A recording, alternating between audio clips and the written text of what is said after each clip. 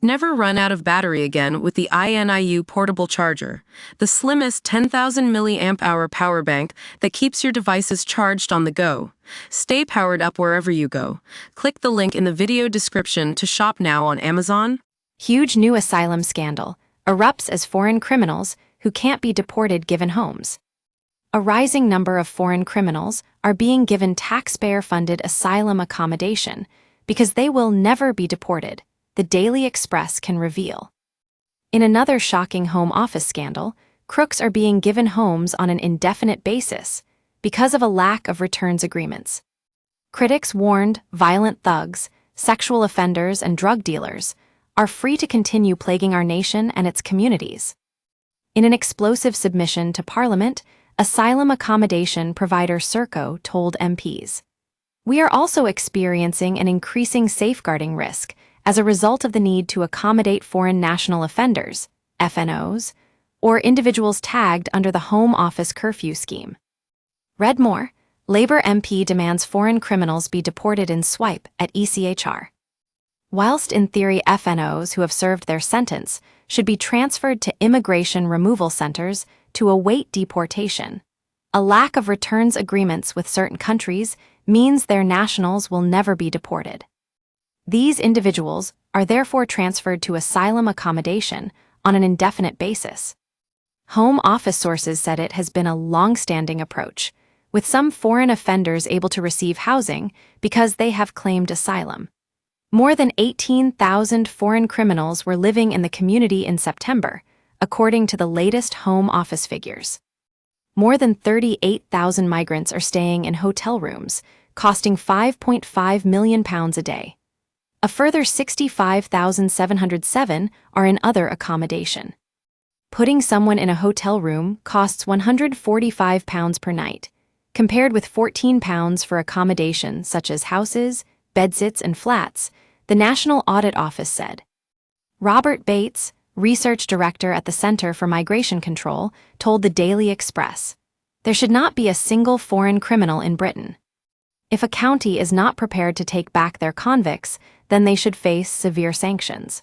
Restrictions on tourist visas, huge taxes on remittances, trade limitations must all be implemented far more stridently.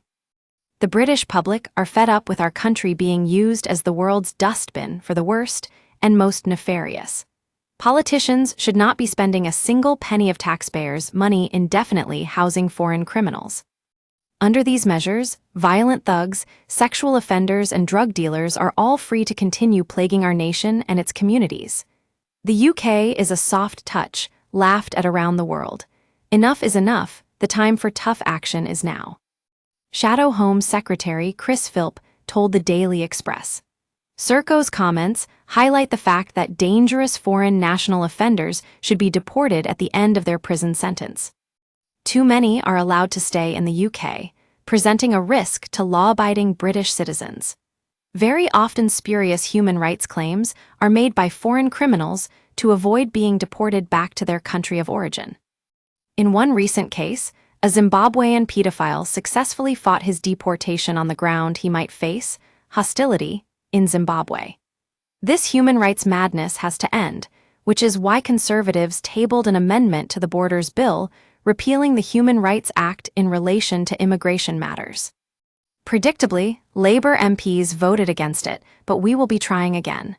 These dangerous criminals all need to be kicked out for the safety of the British public. The Daily Express previously revealed how the Home Office has rejected alternative housing solutions because of their costs, despite being cheaper than current contingency hotels. Asylum accommodation provider Serco has put forward plans for a range of alternative medium-sized accommodation sites, including converting student accommodation, but the Home Office Property Board has rejected the majority of the proposals. This is likely to undermine Labour's plan to close down migrant hotels. We use your sign-up to provide content in ways you've consented to and to improve our understanding of you.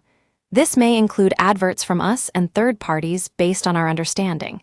You can unsubscribe at any time. Read our privacy policy. Home Office Minister Angela Eagle said it is pointless to give a timeframe for when hotels will stop being used to house asylum seekers who have arrived in small boats.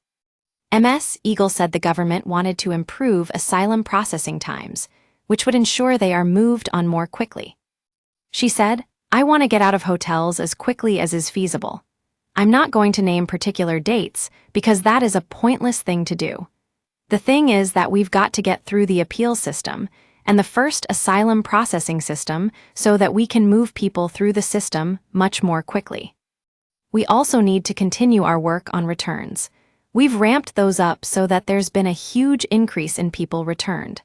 The highest figures for the last 5 years, and we intend to continue with that process." Mr. Philp, during an urgent question in Parliament on Tuesday, said the government should apologize for ending the Tories' Rwanda scheme. He said, "The use of asylum hotels has gone up in fact by 8,000 since the general election. Hasn't gone down, it's gone up. 38,000 mainly illegal immigrants are now in those hotels, costing hard-working taxpayers around £2 billion a year. It is completely unacceptable that taxpayers are asked to foot a bill this size. The people living in those hotels broke our laws by coming here from France. France is a manifestly safe country. Nobody needs to leave France." He added, "Since the 1st of January, more people have crossed the English Channel illegally than any year in history. This is the worst year. It is 38% worse than the previous worst year. So things are getting worse, not better. They haven't smashed the gangs, they have capitulated to them." Home Secretary Yvette Cooper is reviewing whether to restrict foreign criminals and illegal migrants from exploiting human rights laws to block their deportations. She is looking at how Article 8 of the ECHR, which guarantees the right to family life, is being applied by immigration courts to ensure that it is being interpreted in a sensible and proportionate way.